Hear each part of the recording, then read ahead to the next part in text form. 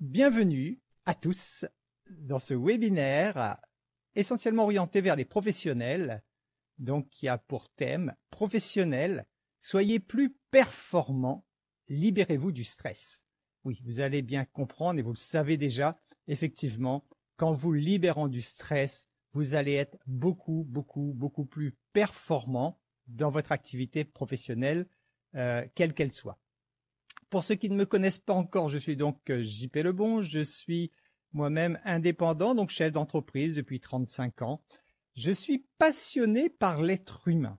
La vie, de façon générale, me passionne. J'adore comprendre comment fonctionne l'univers, comment fonctionne la vie, comment fonctionne l'être humain. Donc, je me suis passionné donc pour l'être humain.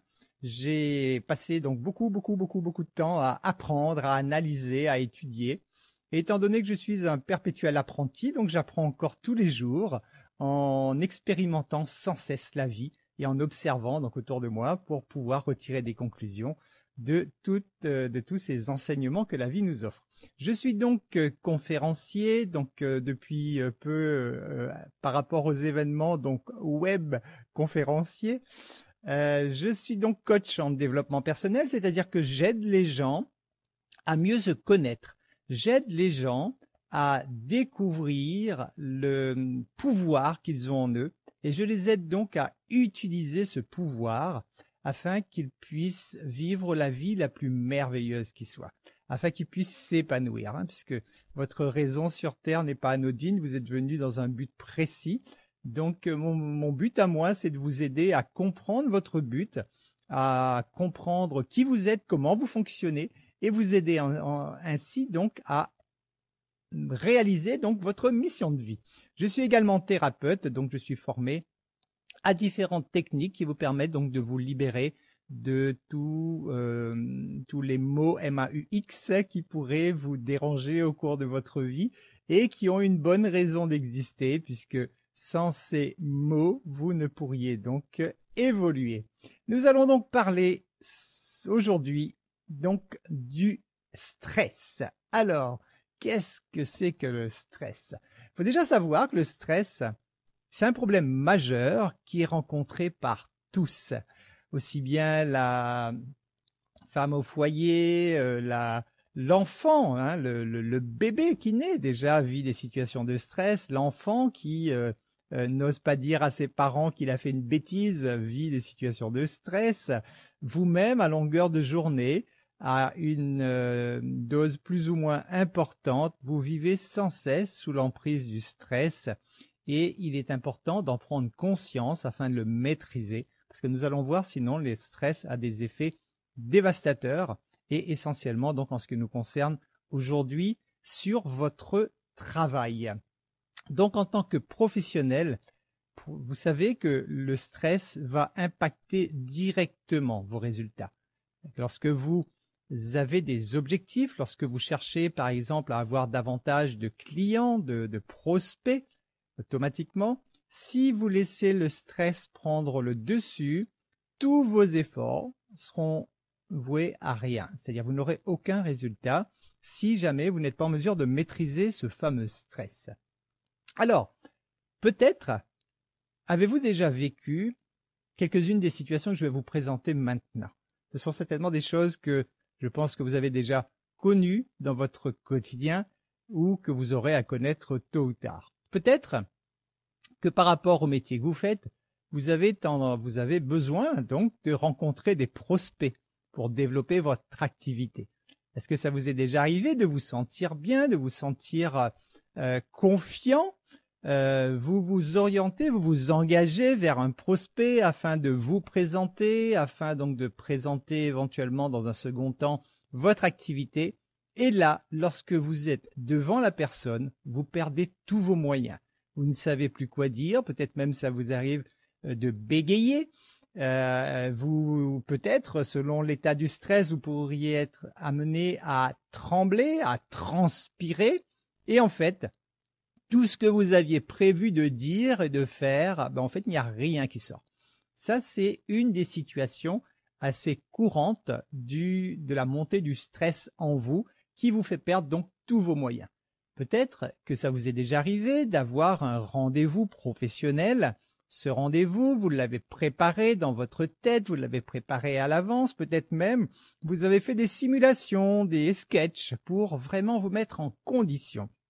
Et arrivé le jour J, vous êtes donc à ce rendez-vous, vous avez votre présentation à faire, et là, même vous ne comprenez pas, les mots ne sortent pas de votre bouche, vous n'arrivez pas à expliquer clairement ce que vous faites, vous êtes impressionné par la personne face à vous, etc. Et toute cette situation fait que votre rendez-vous tourne au fiasco alors que vous l'aviez correctement préparé. Peut-être que au cours de votre évolution professionnelle, vous vivez des périodes, des moments où vous avez la sensation de ne plus progresser, voire même vous avez eu l'impression qu'au début de votre activité, peut-être vous étiez donc très performant, vous avez monté les échelles très rapidement et depuis quelque temps, en fait, non seulement vous stagnez, mais voire même vous régressez. Alors, qu'est-ce qui provoque tout cela? Une fois de plus, ce fameux stress que vous utilisez sans le savoir et qui en fait vous détruit aussi bien physiquement, nous allons le voir tout à l'heure, mais surtout détruit votre activité professionnelle parce que plus vous allez engendrer du stress, donc plus vous allez émettre une mauvaise énergie, plus vous allez obtenir les résultats contraires à ceux que vous désirez. Peut-être que votre profession vous amène à gérer des équipes. Gérer des équipes, c'est gérer des humains. Et gérer des humains, si vous n'êtes pas en moyen de concevoir comment se passe une relation humaine, concevoir comment vous devez réagir et agir également envers d'autres êtres humains, et bien de nouveau, il y a de fortes chances que le stress prendra le dessus et à ce moment-là, vous risquez, au lieu de créer une cohésion au sein de vos équipes, il est possible que vous puissiez créer au contraire de la discorde, puisque à ce moment-là, dès lors qu'il y a une confrontation quelconque entre les humains, il n'y a plus de possibilité donc de communication correcte. Et une nouvelle fois, qu'est-ce qui crée tout cela? C'est de nouveau ce fameux stress. Alors, nous allons voir de façon générale quel est votre métier. Nous n'allons pas parler d'un métier en général, nous allons balayer donc beaucoup de métiers différents qui répondent tous à peu près au même fonctionnement. Généralement, pour une grande partie donc des métiers, vous avez à rencontrer des gens. Si vous êtes en train, en tout cas, si vous avez un métier donc à transmettre, donc vous êtes amené effectivement donc à rencontrer des gens. Vous êtes amené à les convaincre parce que ce soit pour signer un contrat, que ce soit pour adhérer à votre entreprise, que ce soit pour que cette personne puisse utiliser vos services, etc., etc. Dans tous les cas, vous avez donc toujours cette nécessité de devoir convaincre la personne vers qui vous vous dirigez. Alors, comment faites-vous cela? Donc, de ces deux étapes essentielles, donc découvrir des gens et les convaincre. Comment est-ce que vous faites cela? En fait, lorsqu'on détaille bien, il y a 7 étapes. Et oui, il y a quand même 7 étapes différentes dans l'exercice de ce métier. La première étape, vous allez à la rencontre de votre prospect. Soit vous le contactez à travers des moyens numériques, soit vous déplacez physiquement, mais dans tous les cas, donc c'est vous qui prenez l'initiative d'aller vers votre prospect, qui est donc la première étape donc de votre travail. Ensuite, dès lors que vous êtes en contact avec votre prospect, vous devez l'écouter. Vous devez donc écouter physiquement, naturellement, si vous êtes en sa présence, ou alors écouter ou lire son retour d'information, de savoir donc en tout cas ce qu'il a à vous dire. Donc vous êtes cette fois donc dans une phase d'écoute. La troisième étape, c'est que ces informations sont captées par vos sens. Donc ces informations qui arrivent vers vous sont captées essentiellement par 2 sens principaux, l'ouïe, donc vos oreilles, et vos yeux, c'est-à-dire vous entendez des informations et vous voyez souvent également en même temps ces informations, que ce soit en présentiel ou autre. Donc ces informations sont captées donc essentiellement par ces deux sens et arrivent dans votre cerveau. À ce moment-là, lorsque ces informations arrivent dans votre cerveau, elles sont transformées. Vous vous doutez bien que votre prospect n'est pas dans votre tête. Donc par contre, l'information qu'il vous a donnée arrive dans votre cerveau et moulinée en quelque sorte dans votre cerveau. Et à ce moment-là, cette information est transformée. Alors, cette transformation, comment elle s'opère? Elle s'opère sur le plan énergétique. Et lorsque cette information est transformée dans votre cerveau dirige ces informations, cette énergie, dans la moelle épinière. Voilà, votre colonne vertébrale. Donc l'information, votre colonne vertébrale qui est donc reliée à votre cerveau, l'information qui arrive dans votre cerveau descend le long de la colonne vertébrale, donc dans la moelle épinière.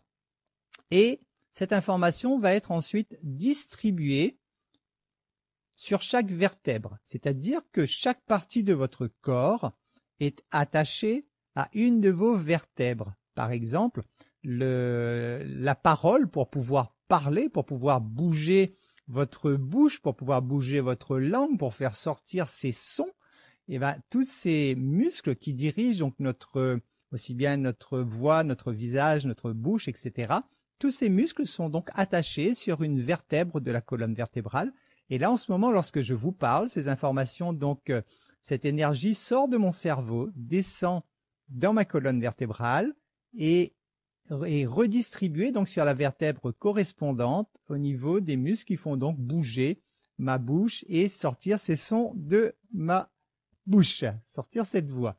Donc, et là, c'est donc la 6e étape. Donc souvent, si vous êtes dans un travail où vous devez communiquer, donc c'est essentiellement les muscles donc de votre visage qui vont bouger, mais également d'autres muscles, puisque vous pouvez, par exemple, lorsque vous discutez avec quelqu'un, vous pouvez faire des gestes qui vont appuyer vos propos, et à ce moment-là, effectivement, donc l'information sera donc dirigée également vers d'autres vertèbres qui vont faire bouger vos bras, etc. Donc voilà le principe, une information arrive, captée par vos sens, dans votre cerveau, qui renvoie l'information dans les muscles concernés. Et la 7e étape, vous devez donc répondre et interagir avec votre prospect. Donc voilà cette interaction, donc sans cesse. Je ne sais pas si vous imaginez un peu ce schéma que vous vivez tous les jours inconsciemment. Là, je vous demande, c'est d'en prendre conscience, pouvoir le vivre consciemment. Donc imaginez bien, une personne est face à vous, vous captez ce qu'elle vous dit avec vos yeux, avec vos oreilles, ces informations arrivent dans votre cerveau, descendent le long de la colonne vertébrale et est redistribuées sur les parties de votre corps qui devront répondre à cela. Nous allons donc détailler, si vous voulez bien, chacune de ces 7 étapes pour bien comprendre comment ça se passe, quel est ce processus et surtout, à partir du moment où vous l'aurez bien compris, comprendre comment vous pouvez agir et maîtriser sur tout ce processus pour en tirer des profits. Donc, premièrement, vous allez à la rencontre de votre prospect. Nous l'avons vu, c'est la première étape. À cette étape, la première chose que vous allez faire avant donc de contacter votre prospect, c'est que vous y pensez. Donc, vous allez commencer à créer une pensée dans votre tête. Vous allez imaginer ce que vous allez dire à votre prospect. Vous allez imaginer vers quel prospect vous allez vous diriger. Vous allez imaginer comment va se passer cet entretien, etc. Donc tout se passe avant tout, donc la première étape du contact avec votre prospect, ça se passe donc au niveau de votre tête, au niveau de votre cerveau. C'est là que le processus démarre. La deuxième étape, lorsque vous écoutez votre prospect. En fait, lorsque votre prospect vous parle, qu'il soit donc au téléphone ou que vous soyez en sa présence, en fait, ce sont des vibrations. Vous le savez, une voix, c'est une vibration qui va être envoyée vers vos oreilles. Donc, vous allez capter ce que votre prospect vous dit à travers entre autres 2 sens principaux, donc par l'ouïe, donc par l'oreille. À ce moment-là, les vibrations qui sont émises par votre prospect sont donc orientées vers votre oreille qui va donc capter ces vibrations. Ces vibrations, vous en êtes à peu près conscient. Il s'agit tout simplement d'un son. Un son, vous le savez, lorsqu'un son est émis, il y a une vibration qui est transmise dans l'air autour de vous. Et cette vibration, un peu comme une onde radio, si vous voulez par là, cette vibration arrive donc jusqu'à vos oreilles. Cette vibration, elle existe, on le sait bien au niveau du son. Il est assez facile lorsque vous êtes à côté d'une enceinte relativement puissante de bien comprendre et même de sentir la puissance de ce son qui est envoyé dans l'air autour de vous. Ce que les gens savent un peu moins, c'est que c'est le même processus concernant la vue. Lorsque vous observez votre prospect, lorsque vous le regardez, en fait, votre prospect, c'est également de l'énergie et cette énergie envoie également une onde. En fait, lorsque vous regardez un sujet quelconque ou n'importe quoi autour de vous, ce sont des photons, c'est-à-dire c'est de l'énergie qui bouge. Et cette énergie qui bouge, c'est exactement comme le son qui pourrait provenir donc d'une enceinte. C'est une vibration qui est envoyée dans l'air. Donc cette vibration arrive de nouveau jusqu'à vos yeux également. Et donc ce sont vos yeux qui vont capter cette vibration. Exactement comme vos oreilles ont capté la vibration du son, vos yeux vont capter la vibration qui vont arriver donc sur une fréquence qui va être décodée par vos yeux. Et à ce moment-là, l'image fonctionne exactement pareil. Donc l'image, c'est une vibration qui est envoyée dans l'air et cette vibration arrive donc jusqu'à vos yeux. La troisième étape, c'est que ces vibrations arrivant vers vous sont maintenant captées par vos sens. Donc nous l'avons vu, l'ouïe, donc les oreilles qui vont capter certaines vibrations et essentiellement donc les yeux qui vont capter d'autres vibrations. On va se limiter à ces 2 sens, bien qu'il y en ait d'autres qui interviennent également, mais pour la compréhension, on va déjà rester sur ces 2 sens principaux. Donc les oreilles, qu'est-ce que c'est? Donc vous savez que la forme de l'oreille est en entonnoir pour justement bien capter ces vibrations qui arrivent. Ensuite, cette vibration va entrer donc à l'intérieur de vos oreilles.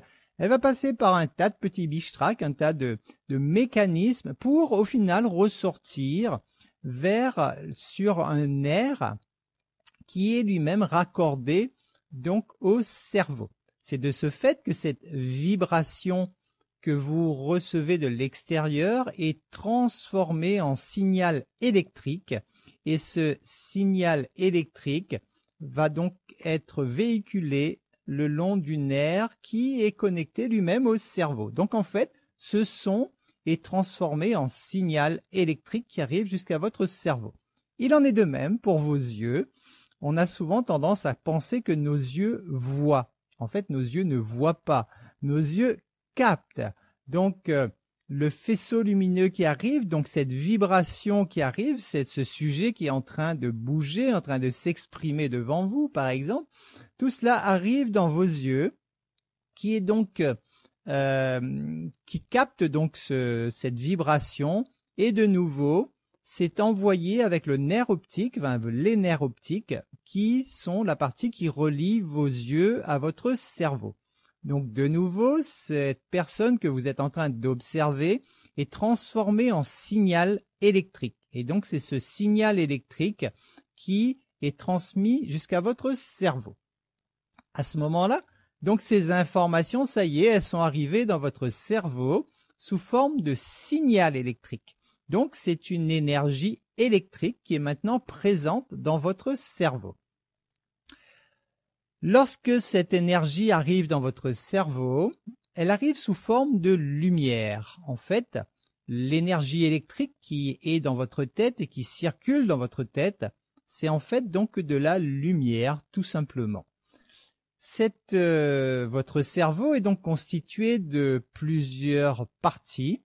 Vous avez entre autres le cortex auditif, qui est une partie centrale de votre cerveau, qui va se charger de décoder tout ce qui arrive par vos oreilles. et vous avez donc le cortex occipital qui est à l'arrière de la tête, qui va décoder tout ce qui arrive par vos yeux. Et en fait, c'est le cortex occipital qui va recréer l'image. Donc en fait, je ne sais pas si vous comprenez le mécanisme, vous observez votre prospect, vous êtes en train de le regarder, ces vibrations ont été transformées en signal électrique et redécodées par votre cerveau, et en fait, c'est le cerveau qui crée l'image du prospect dans votre tête. Donc c'est l'image qui est recréée, et c'est à ce moment-là que vous prenez conscience de votre prospect, c'est lorsque cette image est recréée dans votre tête. La 5e étape, donc nous l'avons vu, votre cerveau transfère les informations dans la moelle épinière. Toute information qui descend de votre tête descend donc dans la moelle épinière pour être mise en application par vos différents muscles, organes, etc. En cela d'ailleurs, les personnes qui réfléchissent beaucoup mais qui passent peu à l'action vont avoir souvent d'une part mal à la tête et donc mal aux premières vertèbres. Pourquoi? Tout simplement parce que l'information est créée au niveau du cerveau, donc cette énergie est créée au niveau du cerveau, elle est envoyée pour être utilisée donc soit à travers vos muscles pour parler, soit à travers vos muscles pour agir. Et si vous n'agissez pas, c'est-à-dire si vous ne passez pas à l'action, cette information va être bloquée, tout simplement, au niveau de votre colonne vertébrale. C'est pour cela que lorsque vous allez voir un ostéopathe, l'ostéopathe va se charger de faire craquer votre colonne vertébrale. En fait, ce qu'il fait, c'est qu'il décoince les énergies qui sont bloquées. Parce qu'une énergie qui reste bloquée au niveau donc des vertèbres va à un moment opérer un glissement au niveau des vertèbres où elles vont se contracter. En tout cas, cette masse d'énergie reste coincée parce que vous ne passez pas à l'action. Et à ce moment-là, donc cette énergie coincée vous donne donc soit mal à la tête, soit mal aux vertèbres, etc.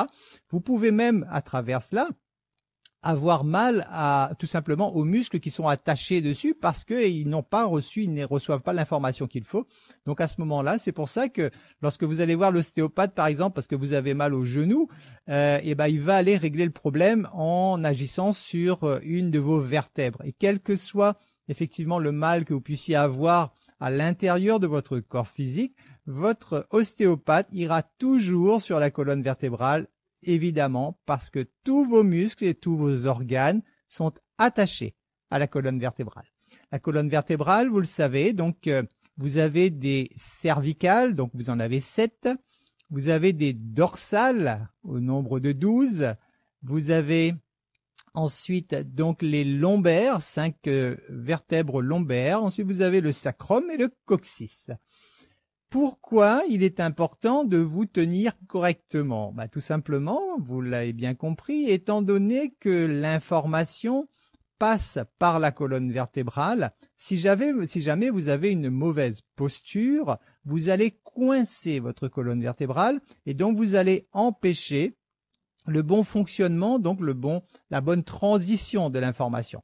Donc il est important déjà pour vous tous les jours et en plus lorsque vous êtes face à votre prospect, si vous voulez que les informations sont correctement décodées par votre cerveau et correctement transmises à votre corps, il est donc important de vous tenir bien droit pour que votre colonne vertébrale agisse donc, fonctionne correctement par rapport aux informations qui lui sont transmises.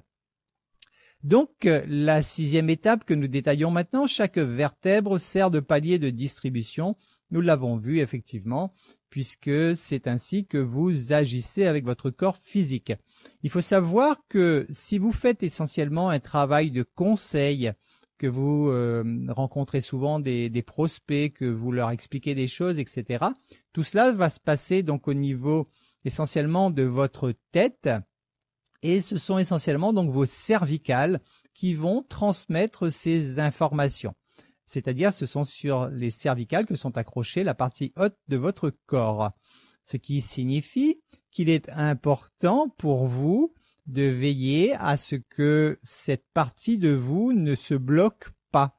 Donc c'est pour cela qu'il est important de faire du sport, de faire des exercices d'assouplissement, parce qu'en assouplissant votre colonne vertébrale, vous allez vous-même faire un petit peu le travail de l'ostéopathe, c'est-à-dire que toutes les informations qui auront été bloquées à ce niveau-là et qui vont engendrer des douleurs vont de ce fait pouvoir être éliminées par rapport aux exercices que vous pourriez vous-même faire en bougeant la tête tout simplement. Il est important tous les jours de bouger un peu la tête pour décoincer ces cervicales. La 7e étape, vous répondez et interagissez. Je ne vais pas le développer, là vous savez bien, c'est tout ce qui se passe comme relation entre vous et votre prospect. Donc les informations transitent par le cerveau, qui est donc le donneur d'ordre. C'est votre cerveau qui va donc transmettre les informations qui lui sont parvenues par les sens, essentiellement donc par les oreilles et par la vue. Donc, étant donné que c'est lui le donneur d'ordre, c'est lui qui transforme cette information électrique pour la redistribuer donc aux autres parties de votre corps, il est bon de savoir ce que c'est que votre cerveau. Qu'est-ce que c'est, comment il fonctionne et tout cela. Vous savez très certainement que votre cerveau est séparé en 2 parties distinctes.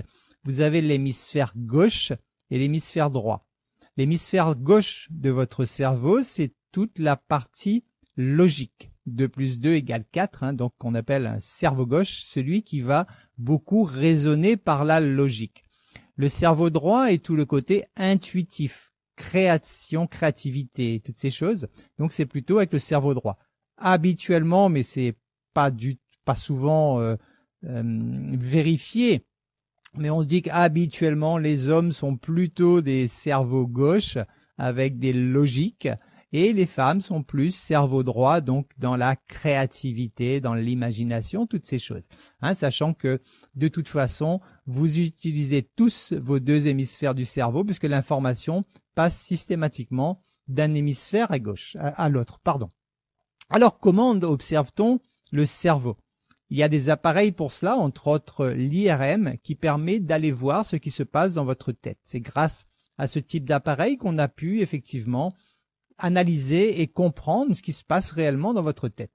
Donc, lorsqu'on étudie votre cerveau avec un IRM, on voit effectivement, on appelle ça de l'imagerie médicale, vous avez des zones de couleurs qui apparaissent selon l'activité qu'il y a dans le cerveau.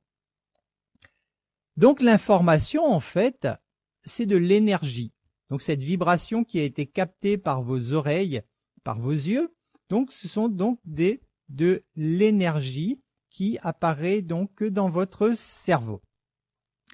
Cette énergie, maintenant qu'elle est arrivée donc dans votre cerveau, elle va se déplacer dans vos circuits neuronaux. Alors, qu'est-ce que sont les circuits neuronaux? En fait, dans votre tête, dans votre cerveau, vous avez des chemins qui vont permettre à l'énergie de circuler. Ces chemins, en fait, donc ces circuits neuronaux, vous allez bien comprendre que plus la route est grande, plus la route est large, et plus on peut faire passer d'informations. Ce qui veut dire que plus vous aurez des circuits neuronaux larges,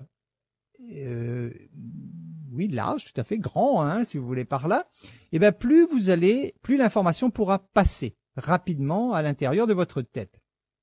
Et en fait, qu'est-ce qui permet d'élargir cette route? C'est-à-dire, qu'est-ce qui permet de faire élargir vos circuits neuronaux? Ce sont tout simplement vos habitudes. Plus vous allez faire une tâche encore et encore et encore et encore, plus vos circuits neuronaux s'agrandissent, plus ils prennent de l'importance. Et plus la route est large et plus l'information circule rapidement et circule correctement. Donc c'est en ça que plus vous allez vous entraîner à faire votre métier, plus vous allez le pratiquer encore et encore et encore et encore. Ces habitudes vont donc agir sur vos circuits neuronaux et qui vont donc permettre à l'information de circuler plus facilement dans votre tête. Votre cerveau produit un courant électrique. Nous l'avons vu que les vibrations qui vous parviennent à travers vos sens sont transformées en énergie électrique et c'est cette énergie électrique qui arrive dans votre tête. Alors cette énergie électrique, elle est facilement identifiable grâce à un appareil qu'on appelle donc l'électroencéphalographe. L'électroencéphalographe, ce sont des petites électrodes qui vont être fixées sur votre cuir chevelu et qui va récupérer cette énergie électrique. Alors rassurez-vous, si vous mettez la main sur la tête, vous n'allez pas vous électrocuter.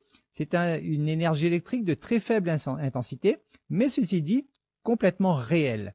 Vous avez là, sur cette photo par exemple, cette personne qui est en train de jouer à un jeu vidéo uniquement par la pensée. Donc imaginez bien le processus dans sa tête, il est en train de penser. Donc là, à ce moment, il ne capte pas d'informations de l'extérieur directement, mais il commence d'abord par une pensée. Donc il crée l'information à travers une imagination au départ, et ensuite, effectivement, c'est le retour du jeu qui va capter ses sens. À ce moment-là, donc les informations en circulant dans sa tête vont faire comme des petites décharges électriques sur toute sa tête. On récupère ce petit courant électrique et on alimente donc des machines, des appareils avec. Et c'est ainsi que, au lieu d'utiliser une manette par exemple pour jouer aux jeux vidéo, il peut le faire uniquement par le biais de sa pensée. Donc c'est un système naturellement, c'est chaque être humain fonctionne comme ceci. Là c'est une personne qui fait le test, mais vous pourriez faire le test à votre place, ce serait exactement pareil. Nous avons une université également qui fait des tests à travers des robots articulés. Alors là, les photos que je vous montre ont déjà quelques années déjà, donc maintenant c'est beaucoup plus perfectionné, on va encore beaucoup plus loin que ça. Mais là, vous voyez par exemple cette université qui est en train, cet homme, est en train donc de déplacer des objets en manipulant le bras articulé uniquement par sa pensée. Donc il n'y a aucun contact physique, il y a juste une pensée qui génère un petit courant électrique. En récupérant ce petit courant électrique, le courant électrique est envoyé via un ordinateur vers ce bras articulé qui agit de la façon dont ces personnes le souhaitent. Vous avez une fabrication, parce que c'est plus qu'un projet, maintenant c'est commercialisé, c'est un fauteuil roulant qui est complètement piloté par la pensée. Ça s'appelle Neuromove et donc qui est donc commercialisé pour les personnes qui ne peuvent pas utiliser leur sens physique, leurs membres en tout cas. Donc ce fauteuil roulant est donc entièrement piloté par la pensée. Nous avons le projet Brainflight, qui est un projet européen qui fonctionne depuis une dizaine d'années où des gens font voler, décoller, atterrir, ils font tout ce qu'ils veulent avec un avion uniquement par la pensée. Tout ceci est en simulateur de vol, mais on est tous conscients que tout ce qui se produit dans un simulateur est exactement ce qui peut se produire dans la réalité. Nous avons récemment, voilà, on va dire un peu plus récemment, de ces dernières années, Natalia Kosmina, qui est donc une jeune dame qui pilote un drone par la pensée. Alors elle a été un peu plus loin que ça maintenant parce qu'elle contrôle également toute la domotique de sa maison par la pensée. Donc uniquement avec sa pensée, elle peut allumer, éteindre des lumières chez elle, elle peut démarrer un appareil, un électroménager, etc., etc. Donc tout ceci pour vous expliquer toujours le principe, c'est que les informations donc sont captées. Vous voyez un peu l'évolution de la technologie puisque son casque EEG donc est beaucoup plus clean, simple, j'ai envie de dire, que les premiers casques avec plein d'électrodes partout. Mais vous voyez toujours le même principe. Elle récupère donc sur les zones du cerveau qui sont concernées les informations qui pilotent le drone. Donc elle arrive à faire décoller, voler, atterrir son drone exactement comme ils le font avec le simulateur en avion. Donc votre cerveau, étant donné qu'il travaille, il doit faire circuler cette énergie, il va absorber de l'énergie. Il faut savoir, juste pour information, que le carburant du cerveau, c'est le glucose. Donc le glucose, vous allez le trouver dans les féculents, dans les fruits, également dans les confiseries. Ça ne veut pas dire qu'il faut en abuser. Également dans les dattes. On m'a dit dernièrement que les dattes aussi, les fruits, les dattes, sont très riches en glucose. Donc à vous de faire vos recherches pour savoir quels sont les aliments riches en glucose. Mais sachez que c'est le carburant de votre cerveau. Alors souvent, on peut penser qu'il n'est pas nécessaire de manger le soir parce qu'on va dormir et que nos muscles ne vont pas bouger, donc il n'est pas nécessaire d'amener de l'énergie. C'est vrai dans le sens des muscles. Ceci dit, retenez quand même qu'il y a un muscle qui va bosser toute la nuit, c'est votre cerveau. Lui ne va jamais s'arrêter. Il va rêver, il va penser, il va donc beaucoup faire circuler d'informations. Et de ce fait, votre cerveau va consommer du glucose tout le long de la nuit. Donc, juste pour information, c'est pour que vous sachiez bien comment vous fonctionnez. Donc, si vous êtes quelqu'un qui, à travers votre métier, utilisez beaucoup votre cerveau, si vous avez beaucoup à penser, donc, pensez donc à le nourrir en glucose. Vous êtes donc, chacun d'entre vous, en mesure de transformer une vibration en communication. En fait, ce que vous faites à travers votre métier, c'est ça, c'est-à-dire que vous captez des vibrations et cette vibration, vous le transformez en gestes, en paroles, en façon d'agir, etc. Et ça devient donc une communication qui est engendrée entre votre prospect et vous. Avec de l'entraînement, vous devenez excellent dans votre travail. Vous avez bien compris le principe donc du boulevard, de l'autoroute, des circuits neuronaux. Ça veut dire que plus vous allez vous entraîner et mieux vous allez donc être efficace dans votre métier. Si on se limite aux explications que je viens de vous donner, ça voudrait dire effectivement que vous avez juste à vous entraîner encore et encore et encore et encore et vous allez devenir excellent dans votre travail. Alors, c'est vrai en partie par rapport aux explications que je vous ai données jusqu'à présent, c'est effectivement tout à fait vérifiable et vérifié. Ceci dit, il y a, j'ai envie de vous dire, malheureusement, des intrus. C'est-à-dire que si il n'y avait pas ces intrus, vous auriez juste à vous entraîner pour être super efficace dans votre travail. Alors, quels sont ces intrus? Ces intrus qui vont venir parasiter ce mécanisme magnifique, parce que vous avez bien compris que le mécanisme en lui-même, à partir du moment où vous faites encore et encore et encore et encore les mêmes choses, vous savez les faire de façon automatique et il vous est facile donc d'être efficace envers un prospect, donc être efficace dans les résultats de votre travail. Ceci dit, ces intrus, ce sont des pensées. Donc ce qui va venir entraver ce beau mécanisme, ce sont des pensées parasites. Je dis bien parasites parce que vous avez bien compris que votre mécanisme est quand même issu déjà de pensées, puisque tout se passe au niveau de votre tête. Ce sont les pensées parasites qui vont venir influencer et venir faire coincer ce beau mécanisme et qui va donc vous empêcher d'atteindre vos objectifs, vous empêcher d'avancer correctement dans votre vie. La pensée est présente à chaque instant. Sachez qu'il est, pour ainsi dire, impossible de vous arrêter de penser. Seuls quelques yogis très expérimentés parviennent à le faire quelques instants. Mais sinon, pour l'être humain lambda, il est impossible d'arrêter de penser. Donc votre cerveau, sans cesse, doit créer des pensées. Lorsque, par exemple, vous décidez d'aller boire un café, vous commencez par avoir une pensée. Et ensuite, donc, vous passez à l'action. Vous allez boire votre café. Lorsque vous pensez à appeler une amie, un client, un prospect, donc ça démarre d'abord dans votre tête. Donc, c'est une pensée qui est d'abord générée. Si vous avez envie d'aller vérifier, voir les soldes ou profiter d'un Black Friday, par exemple, c'est une pensée, pareil, qui vous incite ensuite à ouvrir votre ordinateur et d'aller voir s'il y a des choses intéressantes. Si vous décidez de faire du shopping, ça commence de nouveau par une pensée. En fait, la pensée est toujours présente dans votre tête. Elle est toujours présente. Donc, c'est pour cela que lorsque vous êtes concentré sur votre communication avec votre prospect, vous monopolisez toutes vos ressources et toutes vos pensées sont constituées donc de ce moment présent que vous êtes en train de vivre avec votre prospect.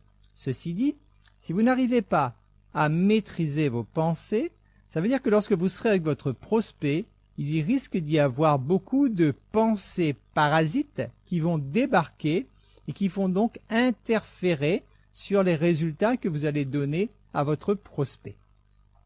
Sachez donc que toutes vos actions découlent d'une de vos pensées. Vous ne pouvez faire aucune action si vous n'y avez pas pensé au préalable. Alors souvent, ces pensées se font de façon automatique, c'est-à-dire vous n'en êtes pas conscient.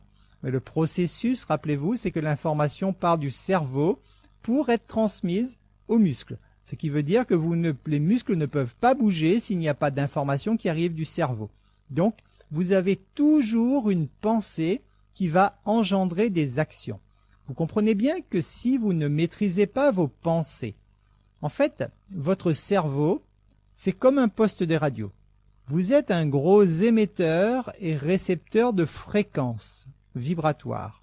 Ce qui veut dire que si vous ne maîtrisez pas vos pensées, c'est exactement comme si votre récepteur radio était ouvert sur toutes les fréquences qui passent dans le coin et toutes sortes de chaînes radio qui pourraient passer dans le coin sont captées par votre cerveau. Sans cette maîtrise, ça veut dire que les actions que vous allez faire tous les jours vont répondre à ces pensées. Ce qui signifie donc que si vous avez des pensées parasites, vous aurez donc des actions parasites tout au long de votre journée. Et donc, vous allez perdre énormément en efficacité. Vous agissez donc en fonction de vos pensées. Tous vos actes proviennent toujours de votre façon de penser. C'est en cela que lorsque vous avez un mental de gagnant, lorsque vous pensez que vous êtes un gagnant, vous allez faire des actions conscientes et inconscientes qui vont vous amener vers le succès. Si vous avez un mental de perdant, vous allez faire des actions qui vont vous amener vers l'échec. Et en cela, il est très important de comprendre ce concept. Même si vous cherchez à copier les mêmes gestes qu'une personne qui réussit, dites-vous bien que si vous n'avez pas le même état d'esprit que cette personne, les mêmes gestes posés sur les mêmes actions n'auront pas du tout les mêmes résultats parce qu'à la base, l'information n'est pas la même. Un mental de gagnant, c'est quelqu'un qui va orienter ses gestes vers la réussite. Un mental de perdant, c'est quelqu'un qui va orienter ses gestes vers l'échec. Alors, quel est le processus qui provoque le stress en vous et donc comment le gérer? Alors, le stress est donc créé par votre calculateur, c'est-à-dire par votre cerveau. Nous avons vu le cerveau a un hémisphère droit et un hémisphère gauche. Maintenant, de façon générale, le cerveau en lui-même, il est constitué de 3 parties. Vous avez tout d'abord le cerveau reptilien, qui est le siège de la survie et du conditionnement. C'est votre cerveau reptilien qui gère tout ce qui est instinct de survie, donc qui gère la faim, la soif, la colère, la peur. Tout ceci est donc géré par votre cerveau reptilien. Ensuite, vous avez, c'est notre cerveau le plus ancien, c'est le plus petit que nous ayons dans notre tête, c'est le plus ancien, c'est donc notre origine animale en quelque sorte, qui est toujours présente donc dans cette forme, dans notre cerveau sous cette forme. Nous avons ensuite le cerveau limbique. Le limbique, c'est le siège des émotions, des sentiments, des croyances. Alors le cerveau limbique, c'est un cerveau qui peut se modifier et évoluer. Donc lorsque vous allez travailler sur vous, entre autres, apprendre à gérer vos émotions, gérer vos sentiments, apprendre à transformer vos croyances, toutes ces choses, vous pouvez donc transformer votre cerveau limbique en le faisant consciemment. Et vous avez ensuite le néocortex, qui est le siège de l'intelligence, de la mémoire et du raisonnement. Donc ces 3 parties de votre cerveau vont donc gérer l'information. Lorsque vous êtes en situation de stress, en fait, c'est le cerveau reptilien qui prend le dessus. Lorsque vous vivez un stress est interprété par votre cerveau comme un danger. À ce moment-là, c'est le cerveau reptilien qui prend toutes les ressources, c'est-à-dire que l'information ne passera pas par les 3 cerveaux. Ce sera capté par le cerveau reptilien qui va lui-même donner l'ordre aux muscles, au corps d'agir. Donc, le cerveau reptilien, par exemple, lorsque vous vivez une situation de stress et que vous êtes très en colère, donc une situation de danger, votre corps va réagir. Et c'est pour cela que vous pouvez souvent sous l'effet de la colère, lorsque vous ne maîtrisez pas suffisamment vos émotions, sous l'effet de la colère, vous pourriez faire effectivement des gestes incontrôlés que vous pourriez regretter par la suite lorsque vous allez ressasser cette information, cette fois en utilisant les deux autres parties de votre cerveau, le raisonnement, la logique, tous ces autres aspects donc des deux autres cerveaux. Lorsque vous allez utiliser cela, vous allez comprendre que vous avez mal agi. Mais c'est souvent trop tard parce que le cerveau reptilien, lui, il a agi directement. Quel est le principe du cerveau reptilien? Lorsqu'il s'imagine qu'il y a un danger, donc lorsqu'il perçoit un danger, à ce moment-là, c'est l'instinct de survie qui prend le dessus. L'instinct de survie donne deux choix au cerveau. Donner des informations, booster le corps afin que le corps puisse agir. Agir sous deux formes. Généralement, c'est soit la fuite, soit l'attaque. C'est les deux façons que le cerveau reptilien utilise pour rester en vie. Donc, pour gérer votre stress, vous devez avant tout sortir de l'emprise de votre cerveau reptilien. Si vous n'arrivez pas à gérer l'information qui se passe dans votre tête, si vous n'arrivez pas effectivement à avoir cette maîtrise en raisonnant en quelque sorte votre cerveau reptilien en lui disant « stop, on se calme, on envoie l'information aux autres cerveaux et les autres cerveaux vont étudier tout cela et voir comment il faut agir », si vous ne le faites pas cela, vous serez souvent donc sous l'emprise de vos émotions de colère, de réaction brutale, parce que c'est le cerveau reptilien qui aura agi à ce moment-là. Donc, utilisez votre intelligence et votre raisonnement pour gérer vos émotions. Pour gérer vos émotions, vous devrez donc utiliser ces deux autres cerveaux qui vont vous permettre d'analyser la situation, qui vont vous permettre de temporiser et qui vont vous permettre d'agir tranquillement, calmement, avec les bonnes réactions, puisque celles-ci auront été étudiées, analysées par les deux autres cerveaux. La pensée envoie des informations à des glandes. Donc les pensées qui se baladent dans votre tête, en fait, cette information, en plus d'envoyer donc de l'information dans les muscles, etc., ces informations sont également transmises à des glandes. Et en fait, ces glandes vont créer des substances à l'intérieur de votre corps. Si vous avez une pensée agréable, ce sont donc de bonnes substances qui vont être créées par les glandes et envoyées dans votre corps. Ces substances, vous les connaissez certainement.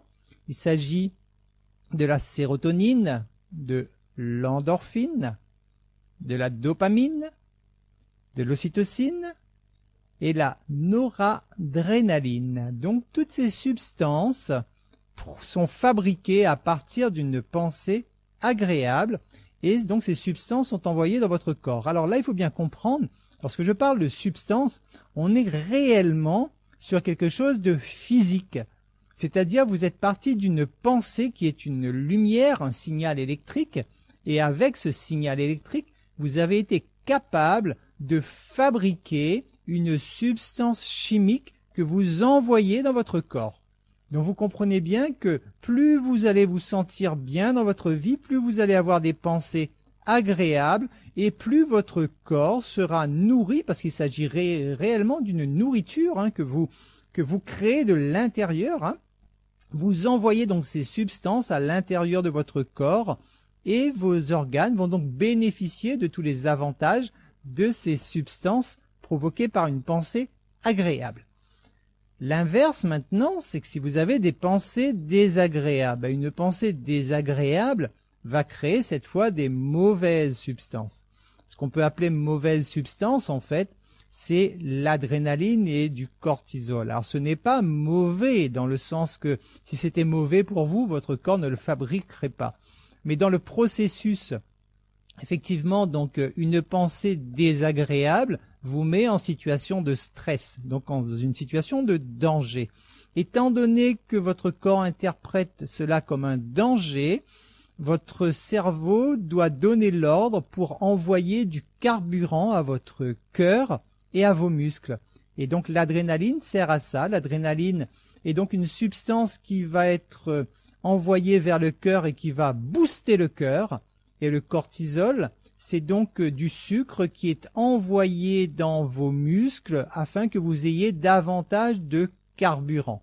Le schéma donc logique est donc que lorsque vous êtes en situation de danger, votre corps vous envoie ce qu'il faut pour que vous puissiez être plus armé en quelque sorte, pour que vous puissiez passer à l'action. Dans la mesure, donc dans le processus du stress, dans la mesure où vous passez à l'action, c'est-à-dire que vous utilisez ces substances qui ont été envoyées dans votre corps, vous brûlez ces substances. À ce moment-là, le mécanisme complet va jusqu'au bout, donc votre corps a senti qu'il y avait un danger, vous a donné les ressources nécessaires pour agir, vous avez agi, hop, ça y est, la boucle est bouclée. Le problème qui se passe, c'est que de plus en plus, dans nos sociétés actuelles, nous vivons beaucoup de situations de stress, mais qui ne permettent pas aux gens, ou du moins les gens ne s'autorisent pas à passer à l'action.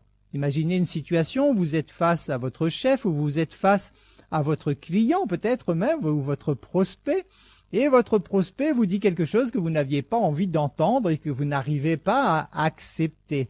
À ce moment-là, cette pensée désagréable donc vous met en état de stress et votre corps fabrique cette adrénaline et ce cortisol. Si vous n'êtes pas en mesure de répondre à ce client comme il est souvent le cas, vous pouvez peut-être penser que votre client, vous ne pouvez pas le répondre, effectivement, parce que il risque de vous faire une mauvaise publicité, etc. Quelle que soit la raison que vous ne décidiez de ne pas agir, ces substances vont rester dans votre organisme. Et à ce moment-là, ces substances qui ne sont pas brûlées vont devenir un poison pour l'organisme. C'est à travers ce processus que 99,9%, pour ne pas dire 100% des maladies sont créées dans les corps des individus. Tous les gens détruisent leur corps tous les jours un petit peu à compte-gouttes avec, entre autres, donc le stress, puisque avec ce mécanisme qui envoie ces substances dans le corps qui ne sont pas brûlées. C'est pour cela que même si vous ne pouvez pas agir aussitôt, ayez quand même le réflexe de vous dire que le plus tôt possible, vous devez éliminer cela. C'est pour ça que si vous passez des journées stressantes, je vous apprendrai comment faire pour ne plus avoir de journées stressantes, mais si jamais c'est ce que vous vivez encore aujourd'hui, dites-vous bien qu'il va falloir brûler au plus vite ces substances à l'intérieur de votre corps. Pour cela, vous avez le sport, entre autres, qui est à votre disposition pour cela. Donc c'est pour cela qu'il est nécessaire de faire bouger le corps, de le faire transpirer, afin qu'il brûle toutes ces substances, pour qu'il élimine toutes ces toxines. Donc les substances sont donc envoyées dans votre corps, et à ce moment-là, si effectivement, nous l'avons vu, si elles ne sont pas utilisées, elles vont donc provoquer des maux, M-A-U-X. Lorsque vous avez mal, c'est d'une part parce que vous ne passez pas à l'action, et d'une nouvelle part, voilà, ça rejoint le même principe, c'est que ces substances sont destinées à vous faire passer à l'action, et si vous ne passez pas à l'action, elles vont donc provoquer des maux, M-A-U-X, dans votre corps. Donc, les différentes parties du cerveau, nous l'avons vu, le cerveau reptilien, le cerveau limbique et le néocortex. Alors, quels sont les rôles de ces différents cerveaux? Donc le reptilien, c'est le plus ancien, son rôle, c'est de gérer toutes les fonctions vitales de survie. Il est très puissant, vous devez vous en rendre compte si jamais vous avez eu de grosses colères que vous n'avez pas su maîtriser. Il apprend par le conditionnement. Oui, le cerveau reptilien, on peut le conditionner. Il y a des tests et des expériences qui ont été faites, par exemple, sur des animaux, entre autres Monsieur Pavlov, qui a fait une expérience avec son chien. Il donnait à manger à son chien, et en même temps, à chaque fois qu'il lui donnait à manger, il soufflait dans un sifflet. Donc il avait un sifflet, et donc il faisait retentir le son du sifflet en même temps qu'il donnait à manger à son chien. Et au bout de quelque temps, donc le chien a ancré le fait que manger égale le sifflet. Et à un moment, donc, ce monsieur ne donnait plus à manger à ce chien lorsqu'il soufflait dans le sifflet, c'est-à-dire il sifflait, Mais il donnait pas à manger tout de suite. Et à ce moment-là, juste le fait de siffler, le chien salivait. C'est-à-dire que le chien avait enregistré, effectivement, il avait été conditionné pour saliver lorsqu'il entendait le sifflet. Donc c'est le genre de conditionnement, c'est comme ça donc que les gens dressent les animaux. Le cerveau reptilien, donc pour lui, tout est au présent. Le cerveau reptilien ne distingue pas un événement passé, un présent, un futur. Et donc ça va provoquer des conflits internes, parce que pour lui, tout est au présent, sauf que vos deux autres cerveaux, eux, ils se baladent beaucoup dans le passé, dans le futur. Le cerveau limbique. Alors le cerveau limbique, lui, il va filtrer ce qui est possible ou non à nous de réaliser. Donc c'est lui effectivement qui va vous dire, selon les expériences qu'il aura vécues et enregistrées par le passé, il va vous dire si c'est ok ou si c'est pas ok. En gros, si vous y croyez ou si vous n'y croyez pas. Il mémorise ce qui nous est agréable ou non. Donc c'est lui pareil, donc qui va être ce réservoir de connaissances, le stockage de nos expériences passées, et c'est lui qui va comparer effectivement. Si vous avez échoué 10 fois, c'est ce cerveau, le limbique, qui va vous dire que pour la 11e fois, non, vous n'allez pas y arriver parce que vous avez échoué 10 fois. Et vous comprenez bien que c'est complètement faux, mais lui, il va agir comme ça. C'est le siège des croyances. Toutes vos croyances sont donc logées dans votre cerveau limbique. Pour cela que si vous n'agissez pas consciemment sur vos croyances, vous savez que vos croyances proviennent essentiellement de l'enfance, donc proviennent essentiellement de l'enseignement qu'on vous a donné quand vous étiez enfant. Et ces croyances, si ce sont des acquis que vous ne remettez pas en cause maintenant que vous êtes adulte et que vous pouvez raisonner par vous-même, vous allez malheureusement continuer à reproduire les mêmes schémas et ça risque de fortement ralentir votre progression. Le cerveau limbique est créatif également. Le néocortex, qui est le cerveau le plus récent et donc le plus développé chez nous, c'est le siège de notre langage. Il nous permet d'écrire. On s'en sert pour analyser également. Il s'en sert pour faire des comparaisons. On utilise le néocortex pour ça. C'est lui qui crée l'impression de temps et de distance. Il apprend et il évolue sans cesse. Que vous le vouliez ou non, vous êtes doté donc d'une faculté d'apprentissage et d'évolution. L'être humain évolue sans cesse.